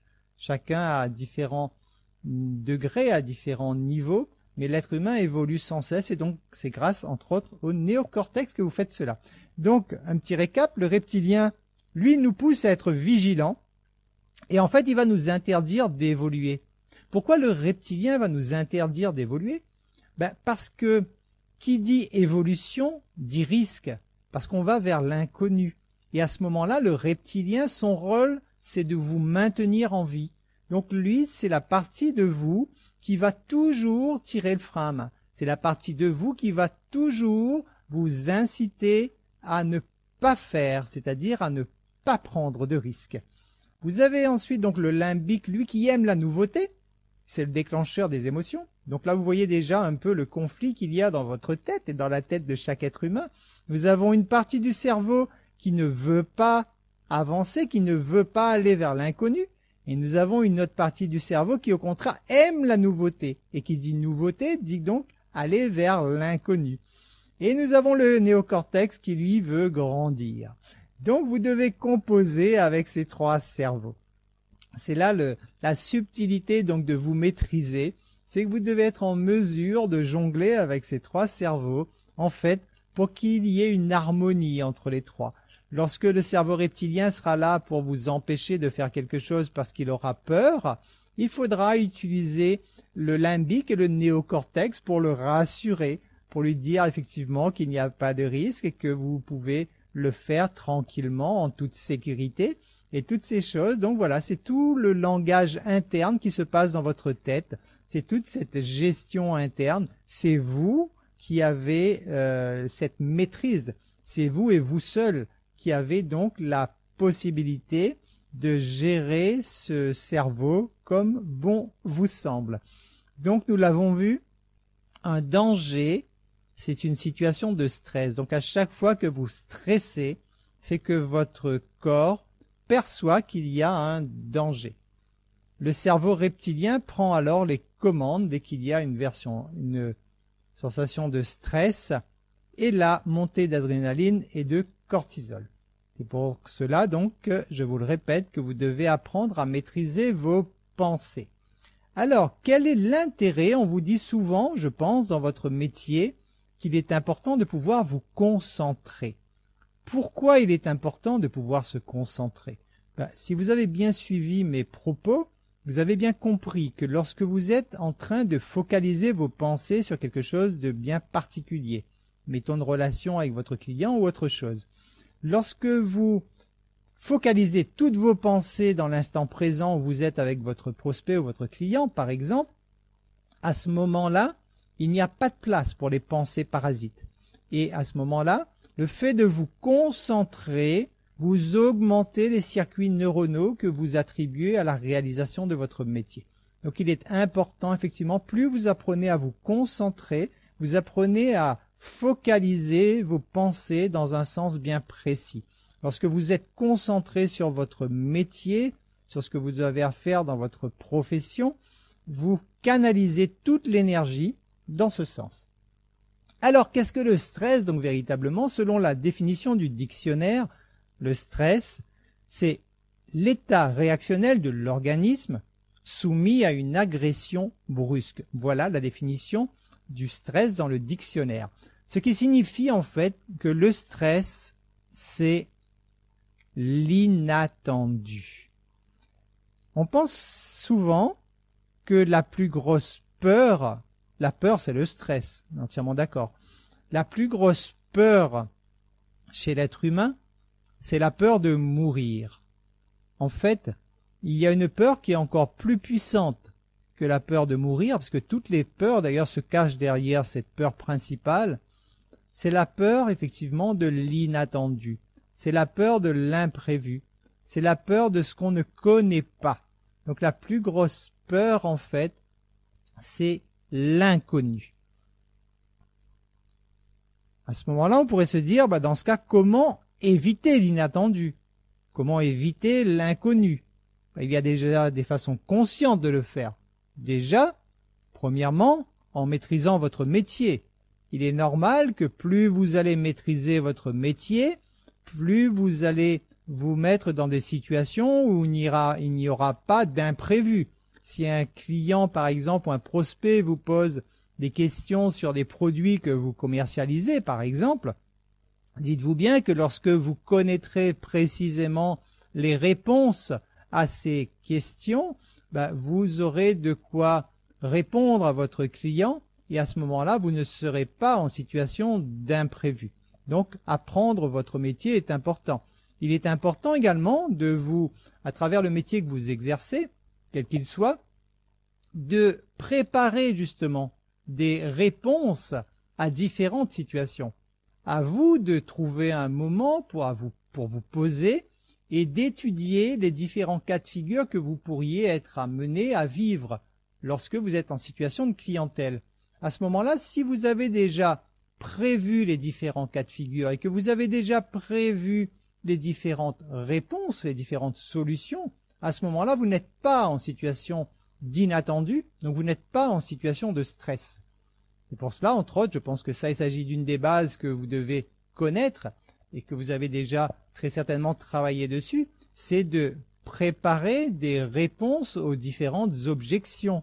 Vous savez que lorsque vous allez présenter votre produit, vos services à un client, à un prospect, automatiquement, cette personne, instinct de survie, se sentant un peu agressé, entre guillemets, de votre part, va vouloir se défendre, donc va vouloir contre-attaquer, instinct de survie, donc son cerveau reptilien va vouloir agir pour se défendre, et à ce moment-là, cette personne va sortir des objections, donc des indications contraires à ce que vous lui dites. Ces objections, généralement, il y a 80% des objections qui sont les mêmes, qui reviennent à chaque fois dans la bouche de vos prospects. Donc ces objections, il faut que vous puissiez déjà les identifier Vous pourriez le faire en temps réel, c'est-à-dire qu'à chaque fois que vous avez une objection qui est émise de la part d'un prospect, notez-la et prenez le temps à tête reposée à trouver une réponse à cette objection. Donc lorsque vous aurez fait 80% de ce travail, ça veut dire que déjà, consciemment, vous vous mettez dans une situation où vous éliminez 80% de votre stress en situation d'entretien avec votre prospect. Ensuite, donc en plus de maîtriser votre métier, la deuxième partie, ça va être d'apprendre à vous maîtriser vous, effectivement. Parce qu'à partir du moment où vous serez en mesure de gérer vos émotions, donc vous serez en mesure à ce moment-là donc de gérer votre stress. Donc gérer votre stress, c'est savoir gérer vos émotions. Alors, quel est donc le processus de la pensée elle-même maintenant? Donc le cerveau crée l'image mentale. Nous l'avons vu. Lorsque vous regardez quelque chose, l'information est transmise au nerf optique au cerveau qui va recréer cette image dans votre cerveau. Cette image donc cette vibration est issue de vos sens. Admettons qu'il se passe un événement dans votre environnement.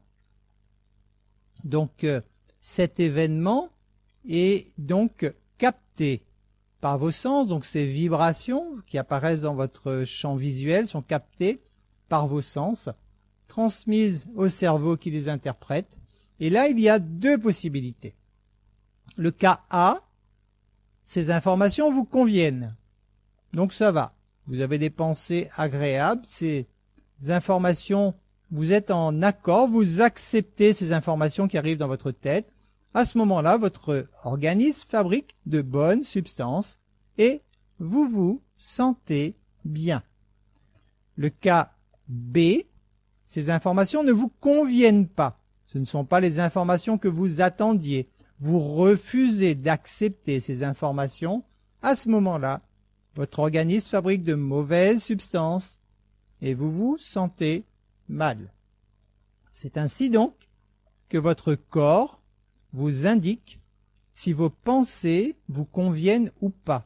Votre corps, vous savez, le fameux mal a dit, le mal vous parle, votre corps, à travers ces douleurs, va vous indiquer si le type de pensée que vous avez vous convient ou pas. Alors, étant donné que le stress, c'est de la peur, lorsque vous êtes en situation de peur, que vous stressez. Alors, comment alimentez-vous vos peurs? Il y a plusieurs façons de cela. Vous avez tout simplement déjà, avant tout, le gros générateur de peur, ce sont les médias. Ça peut être les médias. On est d'accord que les médias peuvent véhiculer aussi des sensations très agréables. Si vous regardez effectivement un documentaire, par exemple, ou des choses très merveilleuses, très magnifiques, ça va ramener de belles pensées en vous et vous allez engendrer de bonnes substances. Donc les médias, en tout cas, lorsqu'ils sont utilisés, donc on ne va pas incriminer les médias en général, mais lorsque les médias sont utilisés pour transmettre des informations de peur, à ce moment-là, effectivement, vos sens, vos yeux, vos oreilles vont capter ces vibrations et vont être interprétées par votre cerveau comme un danger. Et à ce moment-là, effectivement, vous entrez en état de stress et votre corps fabrique des substances qui vont vous autodétruire si vous ne brûlez pas ces substances au plus vite. L'autre façon de générer du stress, donc de générer de la peur, ce sont les conversations. Lorsque vous entendez quelqu'un parler, c'est exactement le même principe, hein. C'est-à-dire que vous avez une source d'information, là ce n'est plus un média, mais c'est une personne. Si cette personne est en train de vous convaincre que ce qu'elle a à vous dire est quelque chose de mauvais, de douloureux, de tout ce que vous voulez, de négatif de façon générale, vous captez ces informations. Si vous ne faites rien de particulier, ces informations ramènent donc de la peur dans votre corps. Il y a un autre moyen où vous nourrissez vos peurs qui est beaucoup moins connu, enfin du moins on en parle beaucoup moins, et là je risque peut-être de toucher à des choses assez profondes chez vous. c'est tout simplement la consommation de viande. Alors, pourquoi la consommation de viande va amener de la peur en vous? Tout simplement parce que la majorité des animaux qui sont tués, d'accord, un animal, lorsqu'il est tué, il va à ce moment-là réagir avec, comme son cerveau reptilien naturellement, prend conscience de l'énorme danger, et cet animal va donc subir un stress énorme, c'est-à-dire qu'il va avoir une peur énorme qui va en fait imprégner toutes ses cellules. Exactement comme vous, quand vous avez peur et que vous imprégnez toutes vos cellules de cette peur, l'animal subit exactement la même chose. Donc au moment où l'animal est tué, il est effectivement, toutes ces cellules sont chargées donc de cette énergie de peur, et lorsque vous mangez ensuite cet animal, parce que c'est un animal que vous mangez, un animal mort d'ailleurs, que vous mangez si vous consommez de la viande, et ben vous allez à travers l'alimentation récupérer toute cette énergie de peur qui a été transmise à cet animal. Alors certaines personnes quelquefois vont à l'extrême et me disent: oui, mais lorsqu'on coupe une plante, c'est pareil, on est en train de tuer la plante. Alors il faut savoir la différence entre une plante et un animal, c'est que la plante n'a pas de système nerveux. Donc la plante ne souffre pas, effectivement, elle est destinée pour cela, elle est destinée à être coupée, à être mangée, et il n'y a pas donc de système nerveux chez la plante, contrairement à un animal. Juste avant de refermer cette parenthèse sur la viande, je sais qu'il s'agit d'une croyance populaire. On vous a très certainement dit depuis l'enfance qu'il faut manger de la viande pour être fort, pour avoir plein de protéines. Il est important, il est essentiel de manger de la viande. Personnellement, j'aime bien étudier, analyser, observer, vérifier par moi-même. Personnellement, c'est une expérience que j'ai faite. Je ne consomme plus de viande depuis de nombreuses années et je peux vous assurer que je suis en excellente santé et je suis loin d'être le cas unique sur cette planète. Juste pour que vous puissiez prendre conscience, est-ce que cette viande que vous mangez, à la base, c'était cet animal, par exemple? Est-ce que si on vous donnait ce qui est nécessaire pour tuer vous-même cet animal, est-ce que vous pourriez regarder cet animal dans les yeux et tuer cet animal pour le manger? Peut-être que vous pourriez le faire, oui. Peut-être que vous pourriez vous poser des questions. Je ne vous demande pas de me croire sur parole, surtout pas. Tout ce que je vous dis d'ailleurs dans ce webinaire, ne me croyez absolument pas sur parole. Par contre, ce que je vous recommande, c'est de le vérifier par vous-même. Donc j'ai envie de vous dire, si jamais vous voulez vérifier ce que ça peut vous apporter d'arrêter de consommer des animaux, vous pouvez tenter de le faire progressivement, bien sûr. Tout ce que vous devez faire comme changement dans votre vie, si vous souhaitez opérer des changements, dites-vous bien que tout doit se faire en douceur. Donc vous pourriez, par exemple, dans un premier temps, réduire votre consommation de viande dans un premier temps. Et pour arriver peut-être un jour, si vous en avez envie, d'arrêter donc d'ingurgiter en tout cas des émotions de peur qui vont elles-mêmes alimenter vos peurs. Donc ce qui déterminera la façon dont votre cerveau va interpréter ces informations. Nous l'avons vu, les informations peuvent être perçues comme négatives ou comme positives. Mais alors, qu'est-ce qui fait que de temps en temps l'information est perçue comme négative et de temps en temps ces informations sont perçues comme positives? En fait, ce qui va faire ce changement, ce qui va faire ce choix de définir s'il s'agit de positif ou de négatif, il s'agit de ce qu'on appelle votre perception. En fait, c'est votre perception qui va définir si cette vibration qui arrive jusqu'à votre tête, si vous décidez de la mettre dans le côté des pensées négatives ou si vous la placez dans le côté des pensées positives. Donc comprenez bien qu'une vibration qui arrive, c'est vous et vous seul qui allez choisir dans quelle case vous allez la placer, négative ou positive. Parce qu'une vibration qui arrive, elle est toujours neutre et c'est votre perception qui va lui donner un choix de savoir si elle est positive ou négative. Juste pour vous rappeler rapidement le principe des perceptions, vous avez par exemple dans une communication, chaque personne va vous parler de ce qu'elle perçoit. Dans ce cas de figure, est-ce que il s'agit d'un M ou est-ce qu'il s'agit d'un W? Ben, vous avez bien compris que les deux ont raison. Vous pourriez vous entêter à vous dire que c'est un M si vous voyez le M, mais dites-vous bien que si la personne en face, elle voit W, elle a très certainement raison, elle aussi, de son point de vue. De nouveau avec le 6 et le 9. Selon votre point de vue, donc votre point d'observation, vous allez pouvoir choisir s'il s'agit d'un 6 ou d'un 9. Notre cas de figure, il y en a un qui voit 4 et l'autre qui voit 3. Qui a raison? Ben, vous voyez bien, les deux ont raison, parce qu'effectivement, chacun de leur point de vue respectif, ils ont tous les deux raison. Et ça, c'est important.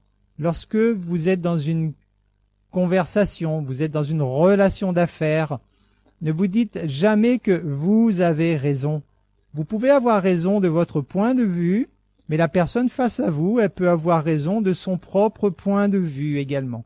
Donc je vous recommande vraiment, pour éviter les conflits et surtout pour pouvoir percevoir que les informations qui vous arrivent, vous ne devez surtout pas rentrer en résistance contre ces informations. Pour faire cela, vous devez donc percevoir que tout ce qui arrive, c'est bon pour vous.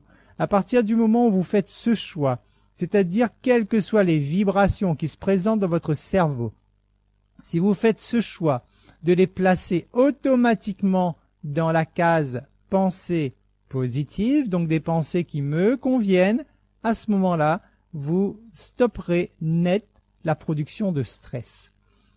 Donc en quoi le stress peut vous empêcher de progresser? Nous l'avons vu, le stress provoque donc des parasites qui vont donc parasiter la bonne circulation d'énergie dans votre corps. Alors, comment gérer votre stress? On y arrive maintenant que les explications ont été données, que vous avez pris conscience du mécanisme de création du stress dans votre corps. Maintenant, comment le gérer? Dites-vous bien, comme toute chose, vous l'avez vu, pour les circuits neuronaux, il faudra de l'entraînement. Ça ne viendra pas en un claquement de doigts. L'humain, généralement, n'aime pas attendre, on le sait, nous sommes tous impatients, c'est une des leçons que la vie nous donne en permanence d'ailleurs, et nous aimerions tous trouver une solution où on appuie sur un bouton et toute notre vie change radicalement dans le sens que l'on souhaite.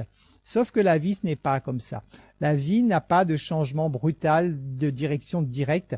Pour pouvoir changer quoi que ce soit, il faut vous entraîner. Donc vous devez le faire encore et encore et encore et encore et encore. Donc vous devez le faire déjà au niveau de votre métier. Entraînez-vous, apprenez davantage, soyez motivés, soyez stimulés, soyez passionnés par votre métier pour que vous ayez ce désir d'apprendre davantage chaque jour.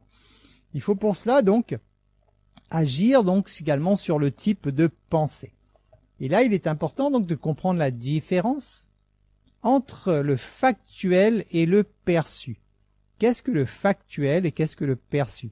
En fait, le factuel, ce sont des choses que nos sens observent.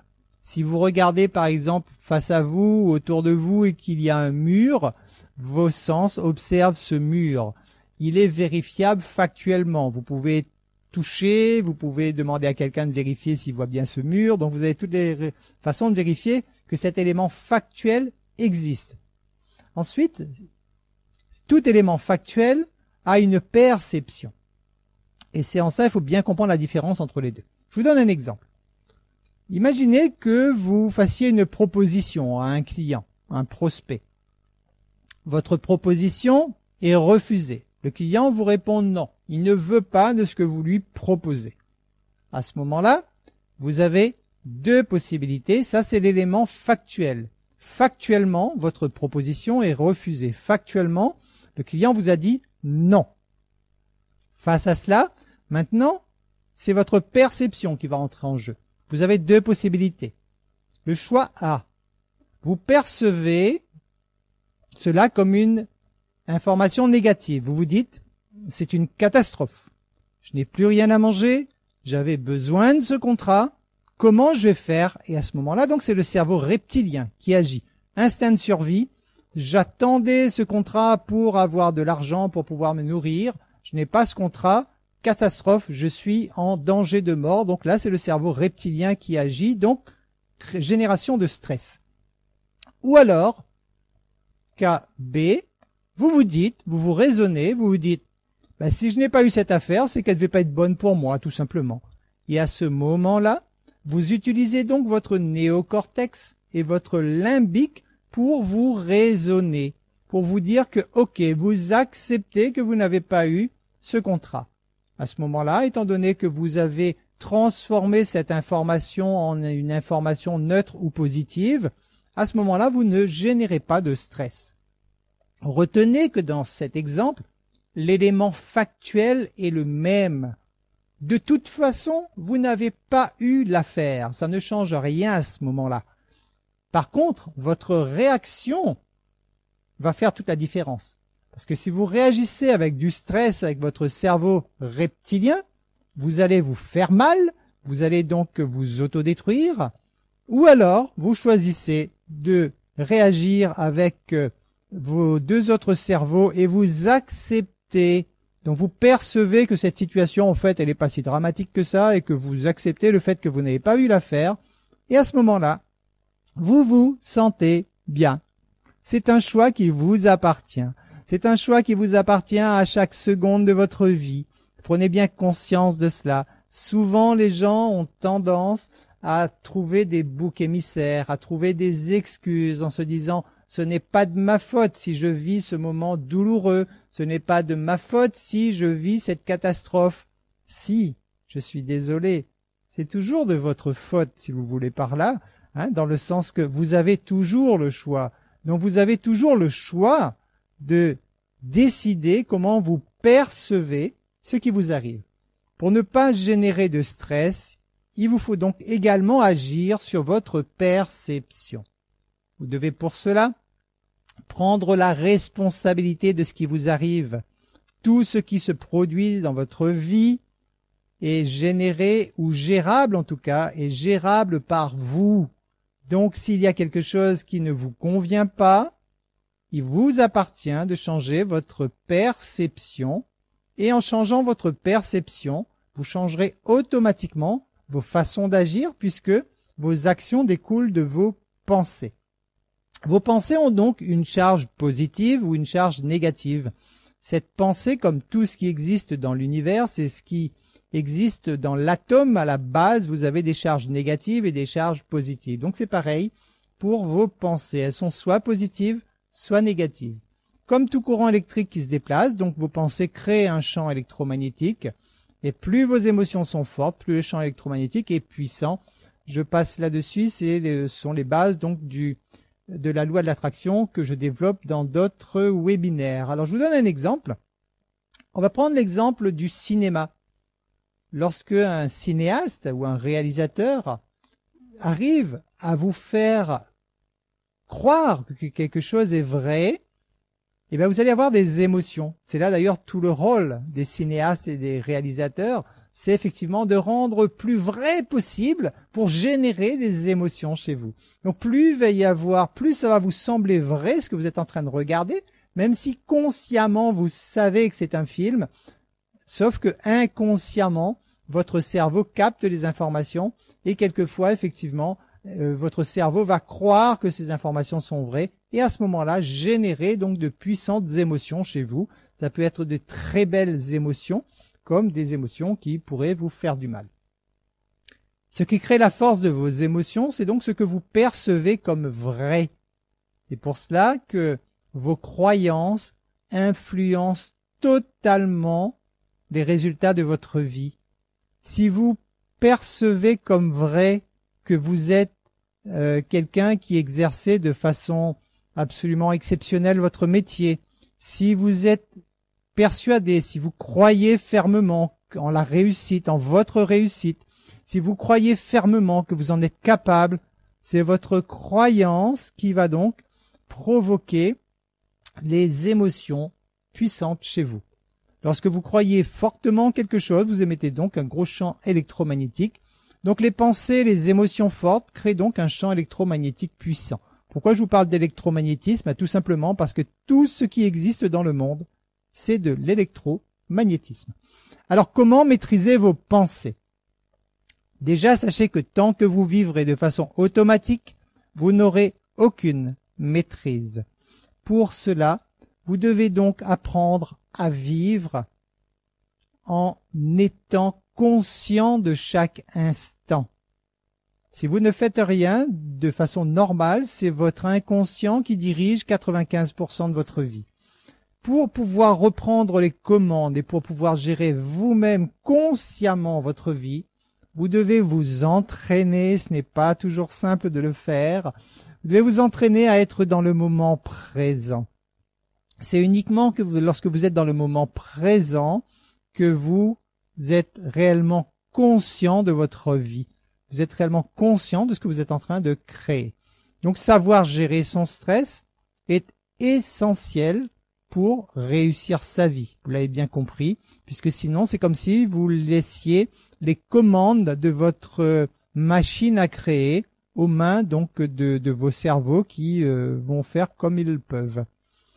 Comment gérer votre stress? Déjà donc apprendre à vivre votre vie et non pas à la subir. Sachant que le but de chaque être humain, c'est d'être heureux. Votre seul but véritable, et rappelez-vous bien de cela, c'est d'être heureux. Lorsque vous travaillez dur, c'est pour souvent avoir davantage d'argent, de finances, pour vous offrir des moyens de vous sentir mieux. Donc la finalité, c'est toujours d'apprendre à être plus heureux.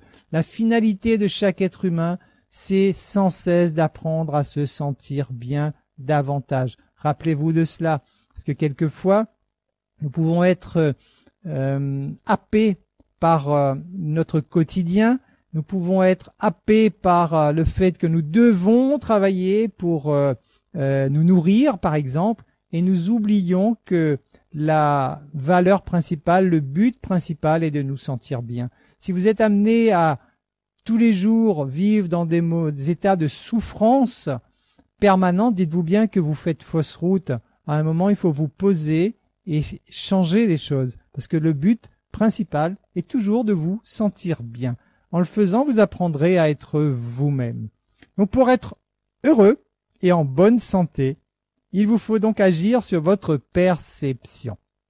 Alors quels sont les outils pour maîtriser votre stress? Je vous l'ai dit, je vais vous les présenter à la fin de ce webinaire. Donc on arrive à la fin de ce webinaire et voici donc les outils. Cette fois, donc après la prise de conscience, quels sont les outils véritables que vous pouvez utiliser?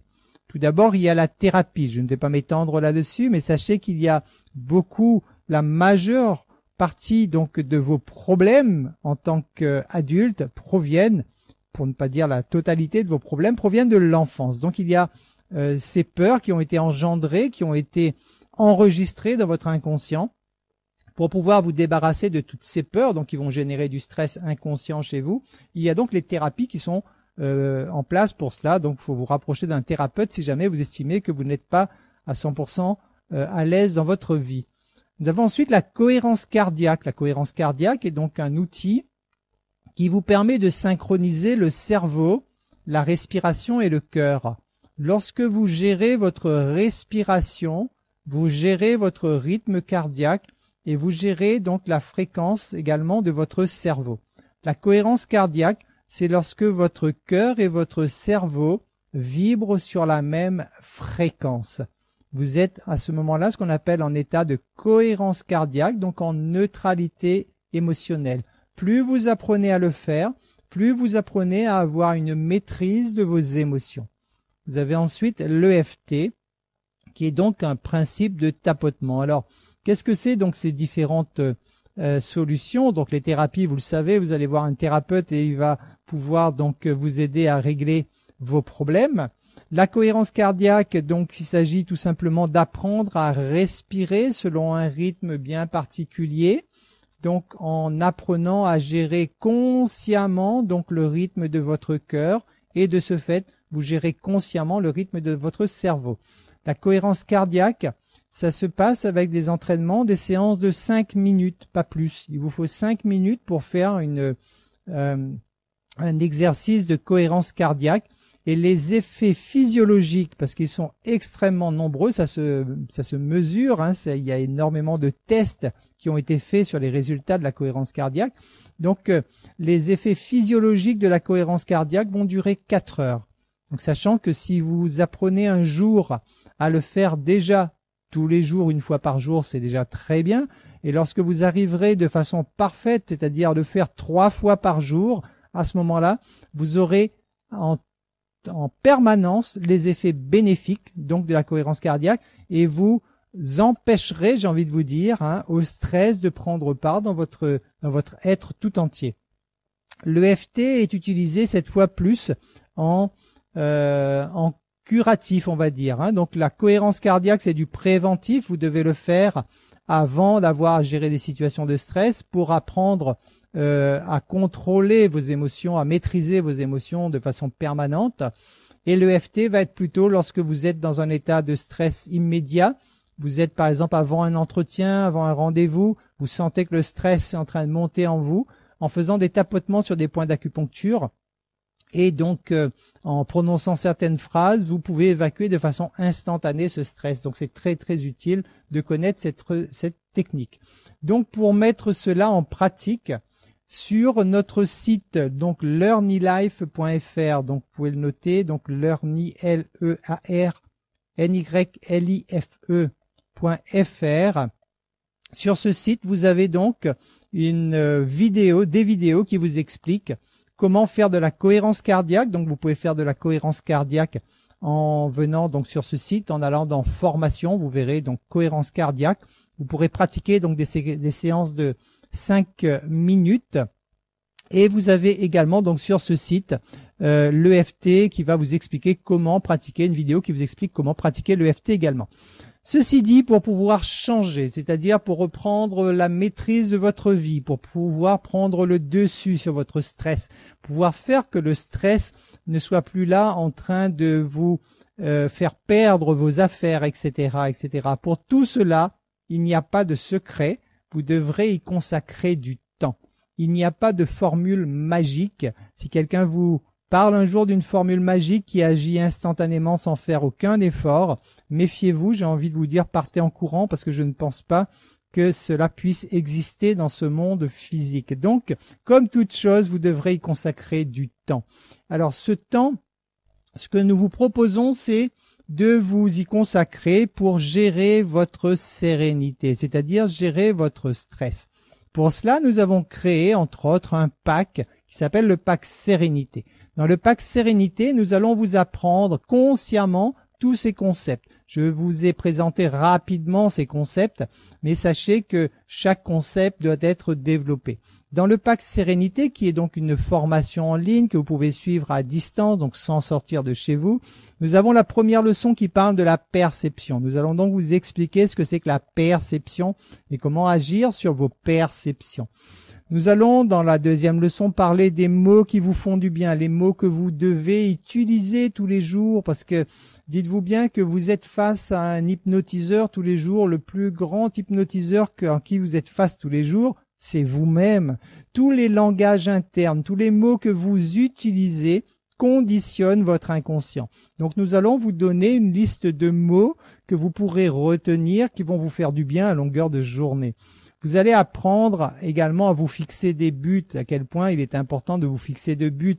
Je pense qu'en tant que professionnel, vous avez tous des buts, mais il est important de bien prendre conscience et de savoir comment fixer ces buts, comment les mettre en place.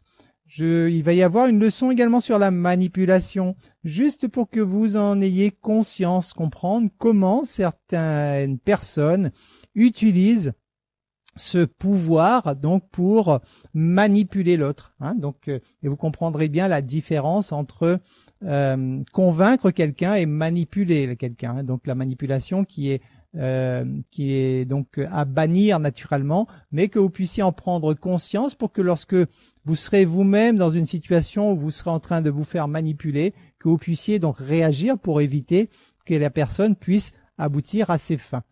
Vous apprendrez également les influences positives, où elles sont autour de vous, comment les distinguer, comment en prendre conscience tout simplement. Vous apprendrez également quelles sont les ressources que vous disposez en vous, toutes ces ressources qui sont à l'intérieur de vous, qui vous permettent tous les jours d'être meilleur, qui vous permettent tous les jours d'avancer vers vos objectifs, qui vous permettent tous les jours de créer réellement la vie que vous désirez. Vous apprendrez également dans une leçon ce que c'est que l'amour, qui est la plus forte, la plus puissante des énergies et qui d'ailleurs est la seule énergie créatrice. Vous apprendrez à la distinguer, vous apprendrez à l'utiliser à votre profit tous les jours. Vous apprendrez dans la 8e leçon ce que c'est que le grand jeu de la vie. Et oui, la vie en fait c'est un grand jeu. Et c'est un jeu dont vous fixez vous-même les règles. Donc lorsque vous apprenez à le faire, vous fixez vos règles du jeu et vous vous amusez à ce jeu merveilleux qui est le jeu de la vie. Vous apprendrez ce que c'est que la gratitude. On en parle souvent de la gratitude. Vous apprendrez donc ce que c'est et comment la mettre en pratique tous les jours. On vous donnera également une liste de petites tâches, très petites, des petites choses, des petites habitudes à faire le soir avant de vous endormir. On vous donnera également une liste de petites habitudes, de bonnes habitudes naturellement, à faire le matin. Tout ceci pour que vous puissiez donc évacuer complètement le stress et faire que le stress n'apparaisse plus dans votre vie. Vous aurez également des petites choses à faire au cours de la journée, des petites habitudes qu'on va vous encourager à faire. Nous vous donnerons la liste de tout cela.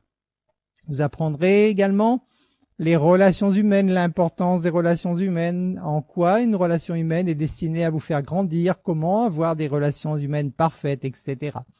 Vous apprendrez également à vous immerger complètement dans cet état de béatitude pour vous sentir bien tout le temps et en toutes circonstances. Donc vous apprendrez à gérer parfaitement votre stress à travers cette formation en ligne. En le faisant automatiquement, vous aurez non seulement de meilleurs résultats dans votre vie professionnelle, mais vous aurez surtout de meilleurs résultats dans votre développement humain, puisque vous pourrez appliquer cela donc à différents aspects de votre vie. Donc le pack Sérénité est proposé à 91 € sur le site, donc sur notre plateforme learnylife.fr. Ce pack Sérénité, nous avons décidé de vous le proposer avec une réduction importante, puisque nous vous le proposons avec une réduction de 50%. Donc pour ceux d'entre vous qui êtes intéressés pour suivre donc cette formation à distance pour vous apprendre à gérer votre stress, en allant donc sur le bouton qui apparaît juste en dessous de l'écran, en cliquant sur ce bouton, donc vous avez la possibilité d'avoir ce pack Sérénité au tarif de 45,50 €. Vous avez pour cela à noter le code de réduction qui est ZEN50. ZEN50, qui est le code de réduction qui vous permet d'avoir 50% de réduction sur cette formation en ligne. Je vous remets l'adresse complète si jamais donc vous souhaitez noter, mais sinon vous pouvez cliquer directement sur le bouton. Mais pour information, donc l'adresse complète, c'est learnylife.fr/produit au singulier /pack PACK-sérénité sans accent aigu naturellement puisqu'il s'agit d'une URL. Voilà, j'en ai terminé de cette présentation de ce webinaire. Je vous remercie pour votre attention. Je vous souhaite vraiment de prendre bien soin de vous, de prendre bien soin de ce merveilleux outil que vous avez dans les mains, qui est votre corps et votre être tout entier. Et j'espère avoir le plaisir de vous revoir dans un prochain webinaire ou dans une des formations en ligne, dans le pack Sérénité peut-être. En tout cas, je vous souhaite le meilleur que la vie puisse vous donner. Merci, au plaisir de vous revoir.